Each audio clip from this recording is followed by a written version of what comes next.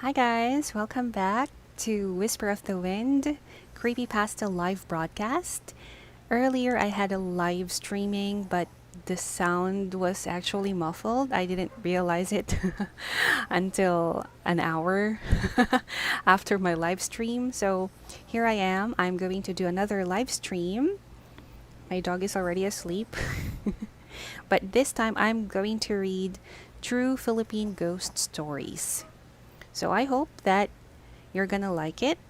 And this book that I'm gonna read is True Philippine Ghost Stories book number 10, book 10. So for our first story, this is Damned Store by John Paul A. Deveza. The story I'm about to tell you happened a year ago when I was part of the kitchen crew at an old restaurant on Timog Avenue. At night, I could feel that someone was watching me, or someone would whisper in my ear, even though nobody was around. Even in the comfort room, customers would complain of being watched, and the scent of lighted candles filled the area. If you sat in the center cubicle of the women's CR, you could feel a strong presence hanging above it. We were preparing cake orders for the Christmas season, one December. We have this old walk-in cheapak chiller to house the large cakes. When the delivery van came by at around 1 in the morning, I went inside the chiller to check the temperature. As I opened the door, I saw something that made me go pale, and my hair stood on end. Lying inside was a balding man in his late 20s.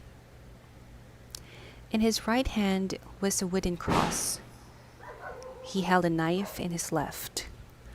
I stood there speechless and unable to move.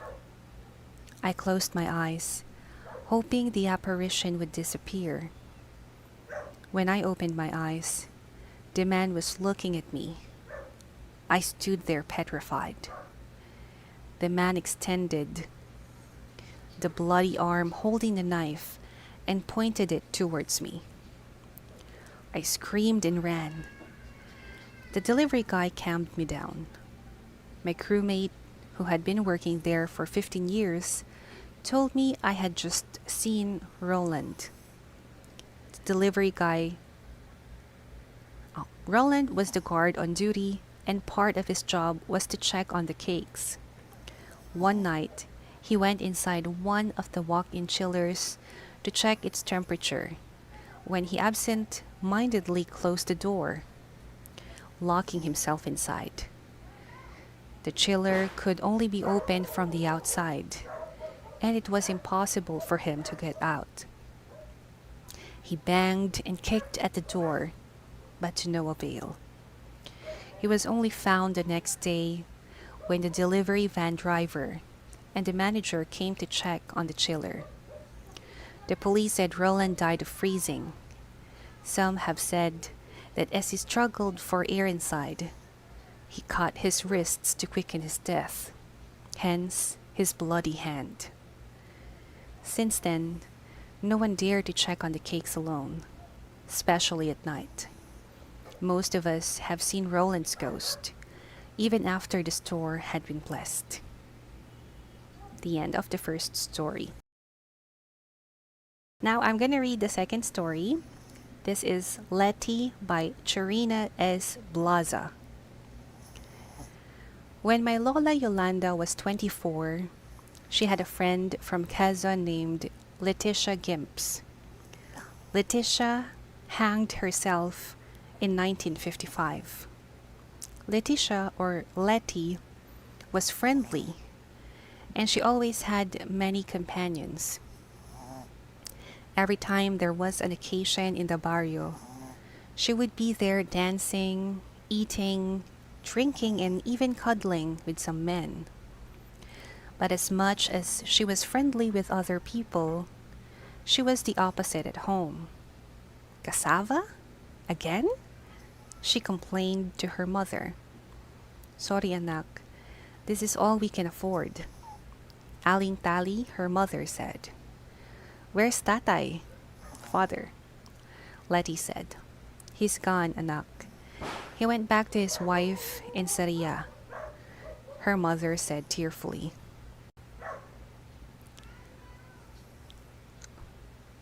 Curse word. Pambihira naman talaga si tatay. Letty screamed as she left the house.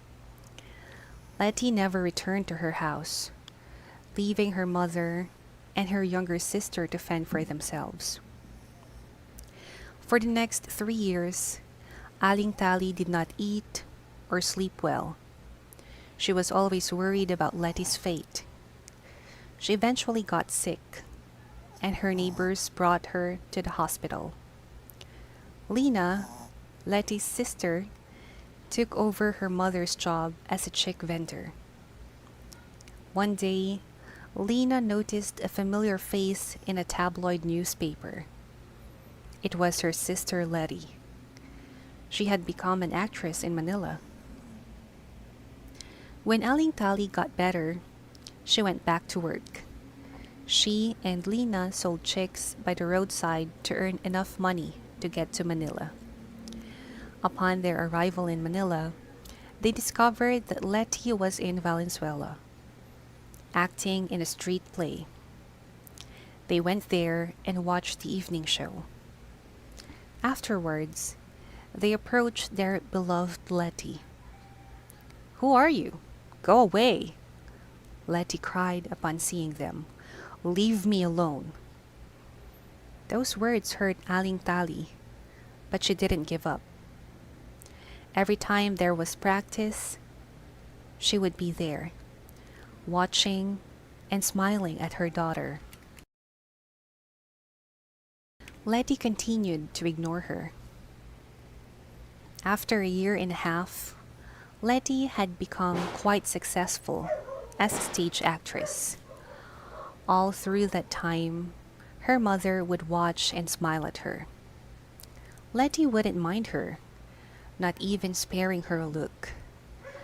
But one day, she glanced at her mother. She was watching her, as always.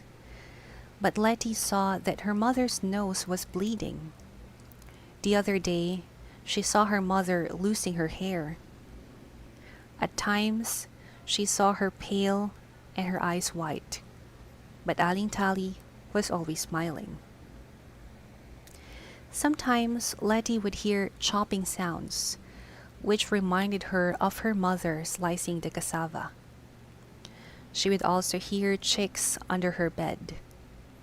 Letty shared all this with my Lola Yolanda, who was her assistant at that time. Lola assumed they were just hallucinations caused by the pills Letty took. The worst, according to my Lola Yolanda, was when Letty told her that she saw her mother with a bleeding face and her teeth had fallen off. She was crying, but smiling still. Letty wanted to run outside the room, but Aling Tali was standing by the door and slowly approached her. Letty covered herself with a blanket. When she dared to look again, the image of her mother had disappeared. The next day, Letty searched for her mother. My Lola and Letty eventually found her house in Balagtas, Bulacan on Christmas Day. Letty's younger sister Lena met them. Letty asked her where her mother was because she wanted to apologize. You can never do that, Lena said. Nanay died 2 days after she talked to you. Shocked, Letty could only cry. Nanay was rushing to your set to give you a letter, but she was hit by a speeding car. Lena went on to describe how the blood burst from her face and how her teeth fell to the ground. Aling Tali died on the spot. Before my Lola and Letty left, Lena gave their mother's letter to her sister. The following day, my Lola found out that Letty had committed suicide. In Letty's pocket was the letter from her mother. "Take care, love, Nanay," was all it said. The end. Third story, Intramuros Shadow, by Alexander John M. Dugho. The walled city of Intramuros is a place where we can go to relax, have fun, or simply hang out. It has become a center of enjoyment. But Intramuros served as a battleground during the World War II. There is no doubt that many people died there during the war. And there is no doubt that it is haunted. What with all the spirits roaming the grounds? A friend of mine who was sensitive acts strange there. Knowing her abilities, I would sometimes ask her, "May nakikita ka, no? You're seeing something." But she would never tell us whatever it was she saw. The first time I saw her bothered was when we did a shoot there last semester, when we had to make a movie as a final project. We had chosen Intramuros as one of our locations for a night shoot. At first, I didn't know why my friend suddenly announced a cut. We walked over to her and asked her what was the matter. She indicated the video camera and told us to watch the playback. She replayed the scene we had just taken, and we saw that it blurred many times. The camera was mounted on a tripod, which immediately ruled out shaky hands. The image just suddenly blurred but returned to normal. My sensitive friend told us that it was a mist ghost. Maybe it was just some technical glitches, but none of us could explain what happened. But what really scared me happened last October 22, a Friday. We had received our class cards and we decided to hang out in Intramuros to celebrate. My parents were not keen on letting me stay out late, and so by 8 o'clock, I bid my friends farewell and asked them if anyone else was leaving. Oma and Dida said that they too had to go home and walked with me to the exit. As we climbed down the wall, Dida spotted a group of freshmen, one of which lived near her. She bid us goodbye and went with the freshmen, much to Oma's indignation, for she had expected Dida to accompany her on the trip home, and now she was making the trip alone. I volunteered to go with her as far as I could. She was headed north while I was headed south, and off we went to get our rides. We must have walked about 20 feet when I felt someone following us. I saw a shadow on my left. I turned to look and saw someone behind us that I didn't recognize. I didn't know why, but I just suddenly felt nervous about him. Even though there were other people I didn't know walking around the place, I felt strange about that man. When we walked another 10 or 15 feet, Oma looked behind us. I was surprised when she said that Dida was following us.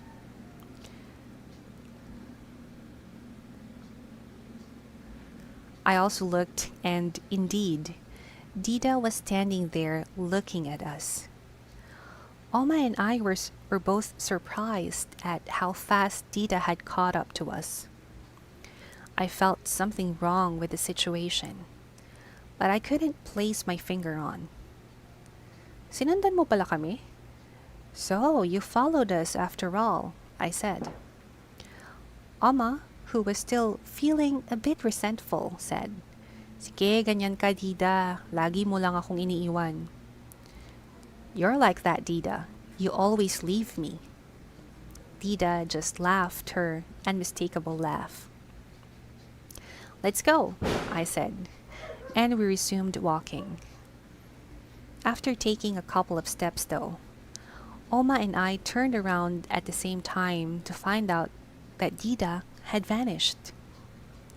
If she had walked away, we would have been able to see her.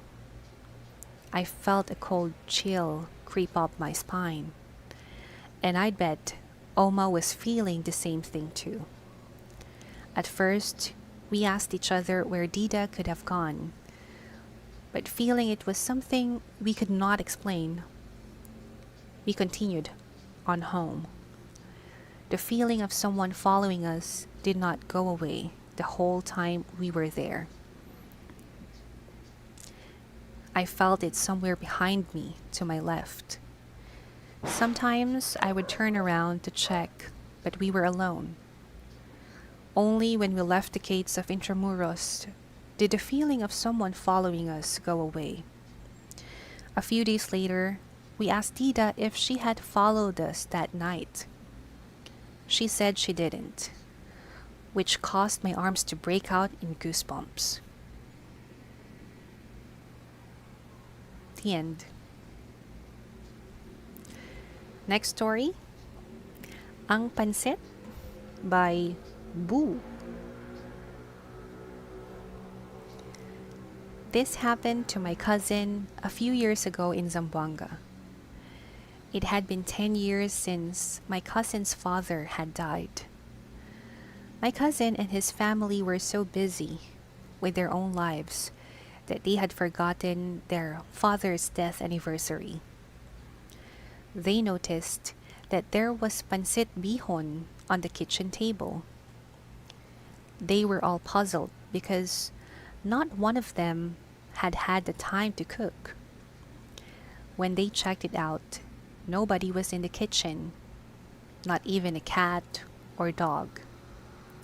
It was only then that they remembered it was their father's death anniversary. Next story, My Experiences in Grade 6 by Peekaboo Rinoa. Early Morning Madness. This story happened when I was grade 6. I was studying in a Catholic school in Caloocan. I wake up at 4 because the school service picks me up at 5, and we usually get to school by 5:30, long before the flag ceremony at 6:30. One December morning, I decided to go up alone to my classroom to finish my social studies assignment. My classroom was on the top floor, and it was my barkada's habit to wait for each other by the entrance before heading to our room. As I climbed the stairs, I felt that the air was unusually cold and a bit eerie. In the classroom, I closed the windows, but even with them closed, I still felt cold. My friends haven't arrived yet when I finished my assignment.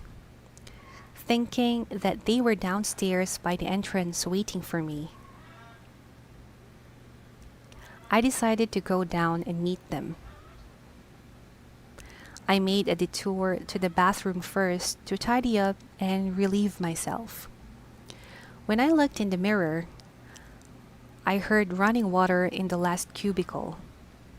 Even though I was scared, I forced myself to investigate.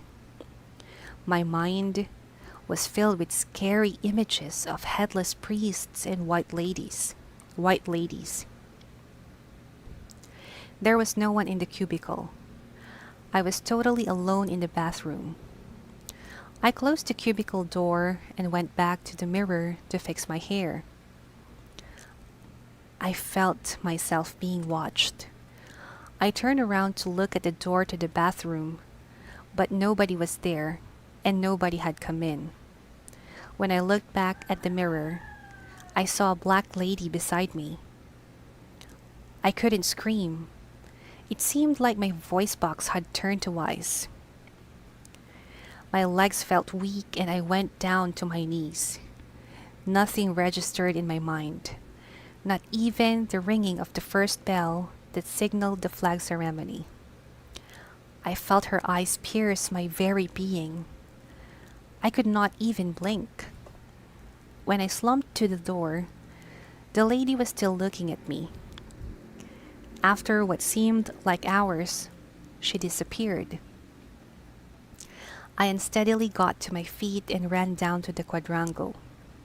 It was still dark and I felt someone following me. My friends asked me where I had been as I joined the line.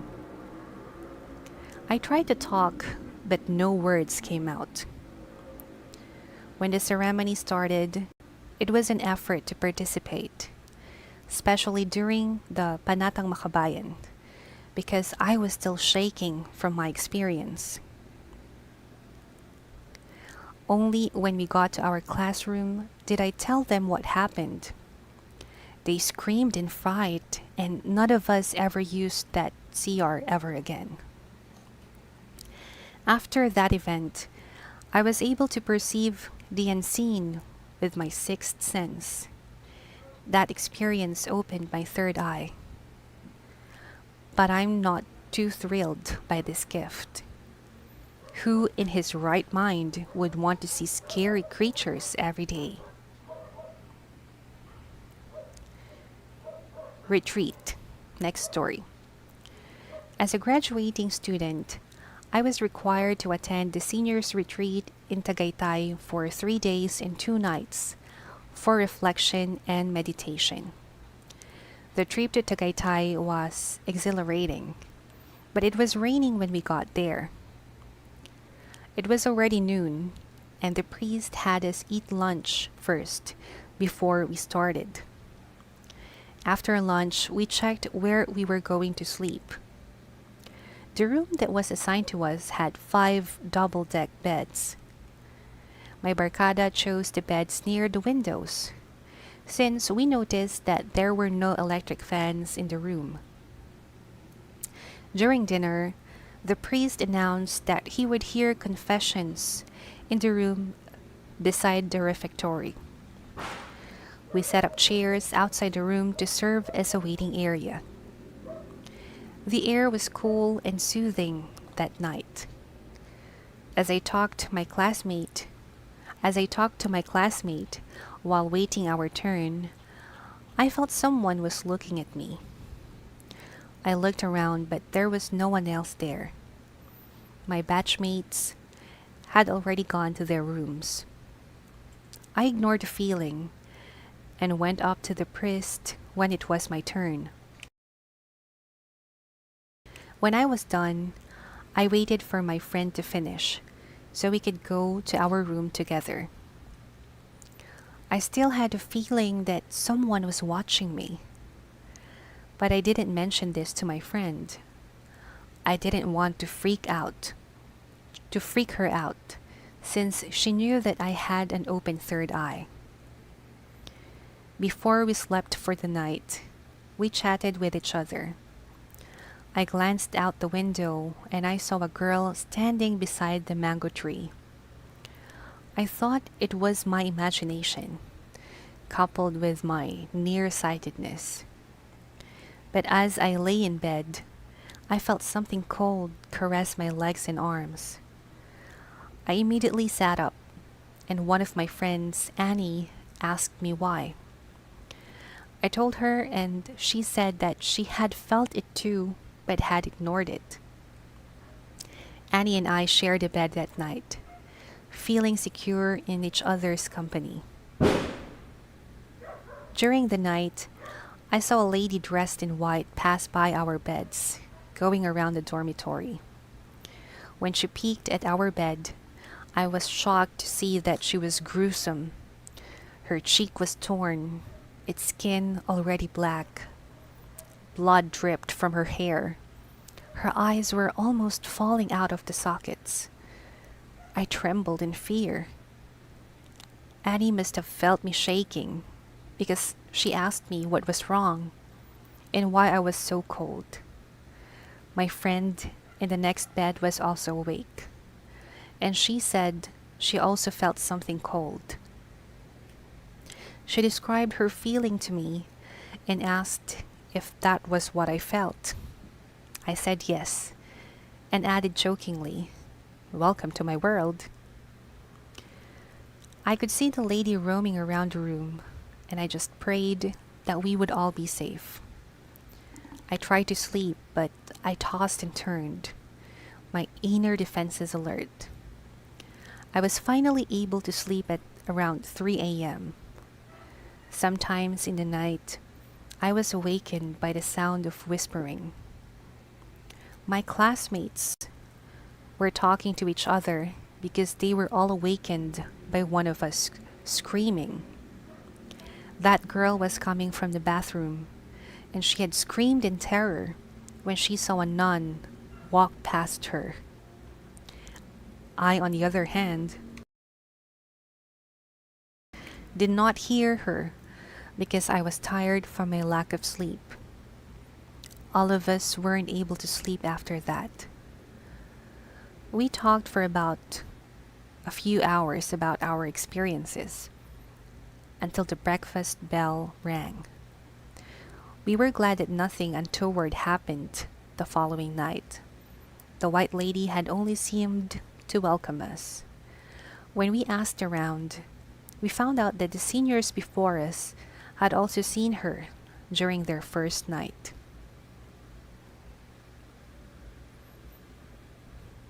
Next story, Habulin by Storytella.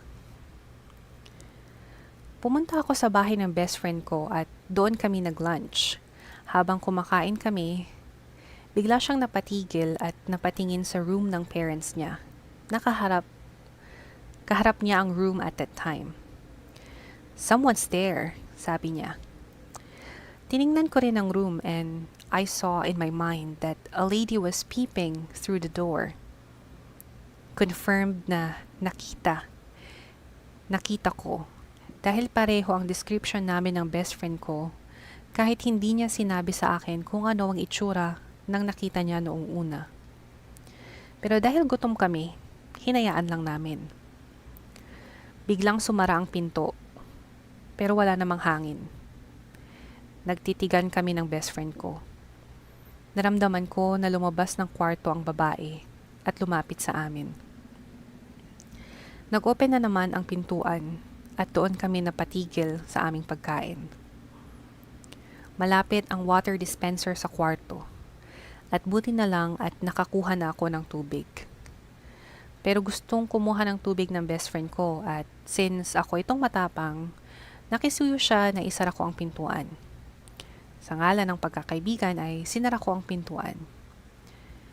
Biglang naramdaman ko ang malamig na kamay ng sino mang naroon. Hindi ko na ito sinabi sa best friend ko at baka lalo pa siyang matakot. Sinabi ko na lang sa kanya na umalis na kami sa bahay nila. One time naman ay kasama niya ang mga former classmates niya. 4 sila ng time na yon, puro lalaki. Dumaan sila sa science college namin. Nagtaka siya kung bakit biglang nanlamig ang paligid even though napakainit ng gabing yon. Mas lalong nagtaka ang best friend ko nang biglang nagtakbuhan ang mga kasama niya. Siyempre tumakbo na rin siya dahil ayaw niyang magpaiwan. Nang tumigil na sila kakatakbo, tinanong niya kung bakit bigla silang tumakbo. Tanong din ang sagot ng mga kaibigan niya. "Pare, hindi mo ba nakita na may sumusunod sa yung white lady?"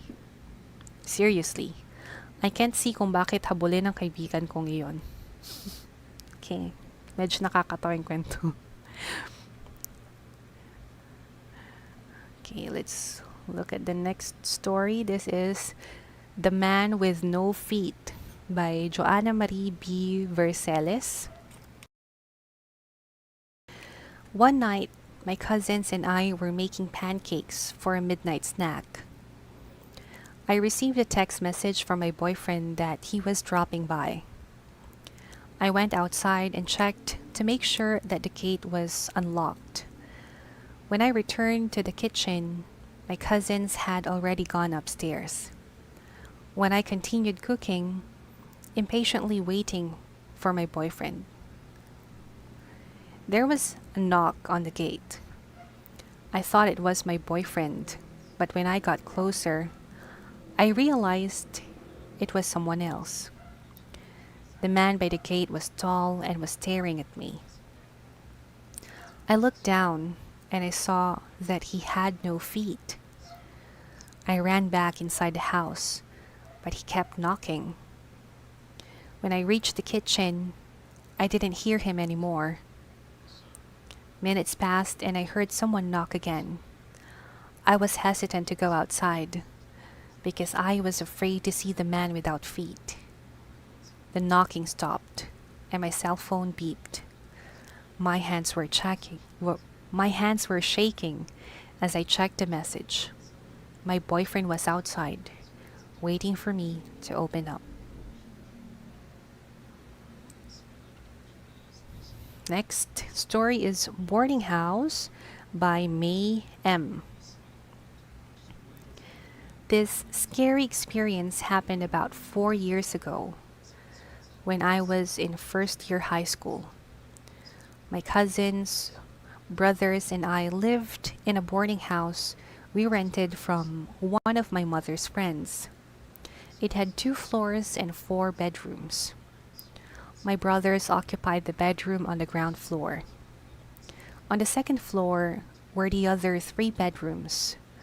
1 room for my cousins, 1 for the other boarders, and the smallest room for me. My windows face the street, and the passers-by can see me from the street. It was 9 in the evening, and I was reviewing in my room in preparation for exams the next day. I was sitting on my bed with my back against the window as I read my notes. My cousin called me from downstairs, informing me that I had a phone call. I hurriedly went down, not bothering to turn off the lights and the electric fan.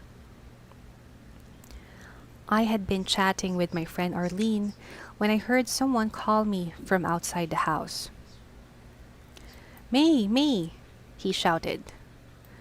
Why was he shouting when I was downstairs and near the gate?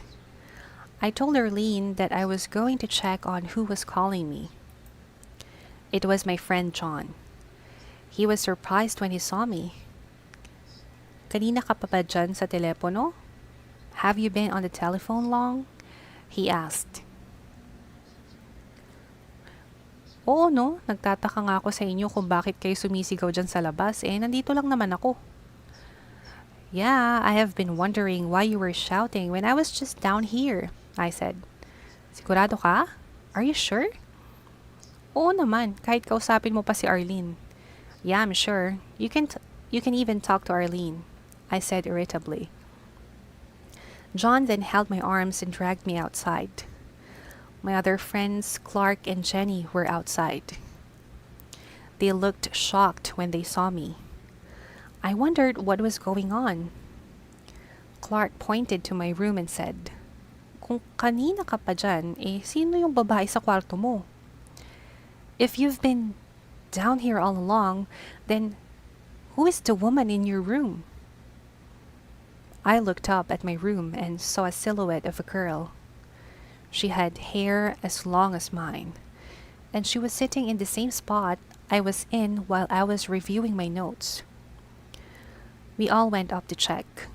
We braced ourselves and counted to 3 before flipping open the door. To our surprise, no one was there. We went back outside, and when we looked up, the silhouette was gone. I was afraid to sleep in my room that night, so I asked my cousins if I could sleep with them. The boarders also had weird experiences around the house. One boarder, Marisol, was headed to the CR one night when she saw a little boy sitting by the stairs and rocking his body. Ilona, another boarder, was hanging her wet clothes in the bodega when she saw an old man in a barong in the corner of the room. Then there were items that would get lost, but when we looked in the place we saw it last, it would be there. Sometimes plates and glasses would fall off the table without anyone touching them.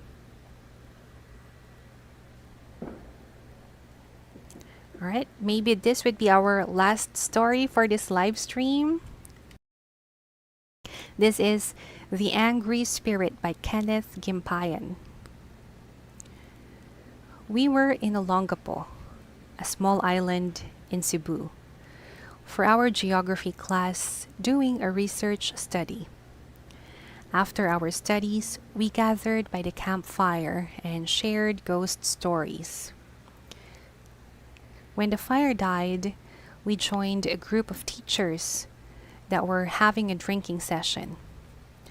It was then that Tess asked me if I believed in ghosts and ghost stories. I had met Tess in the same class in a university in Cebu.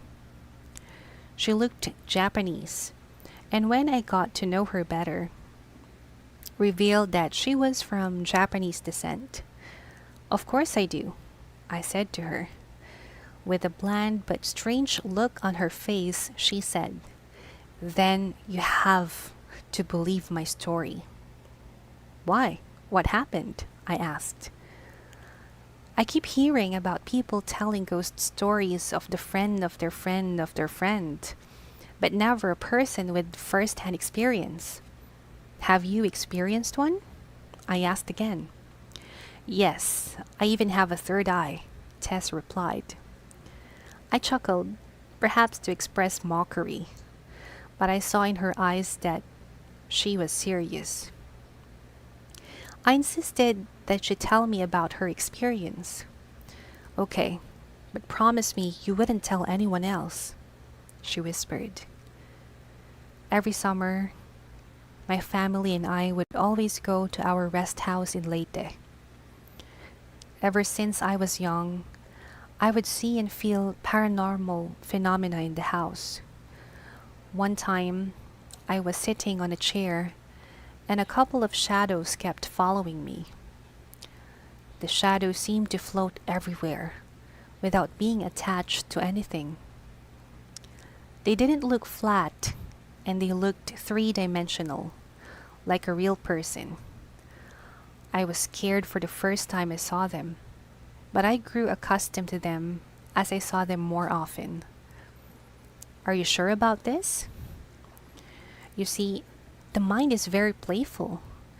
Eyes also have complex lenses, and the images that you saw might have been reflections, I said. "Ken, I was there, and to me, they were real," Tess replied. "Could it be possible that you were just imagining things?" "Anyway, please continue your story," I said. The horror didn't stop there, she continued. "One day, an old woman told us never to put away the Santo Niño statue that was in the altar outside, because someone might come. But as time passed, the house grew old and had to be renovated. We forgot about the old woman's warning and removed the Santo Niño from its altar and placed it somewhere inside the house. One night, I dreamt of soldiers fighting in a battlefield. One of them struck me with his sword, and I actually felt it cutting me, as if it were real. I woke up from my dream, and I saw a hand holding a knife, trying to reach for my feet. I rubbed my eyes to make sure I wasn't seeing things.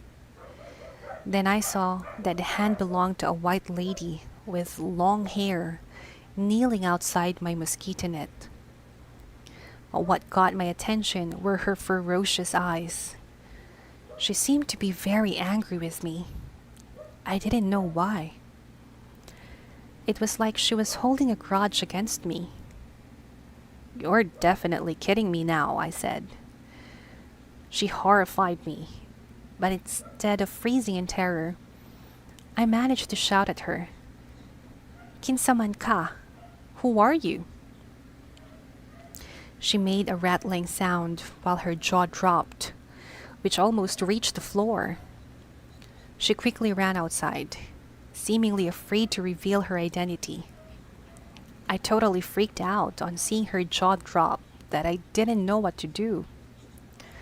I ran out through the same door she went through and headed to my parents' bedroom near the stairs. To my surprise, the second floor was filled with an eerie aura. The hallway looked misty and black, and it felt so cold. I could barely see where I was going.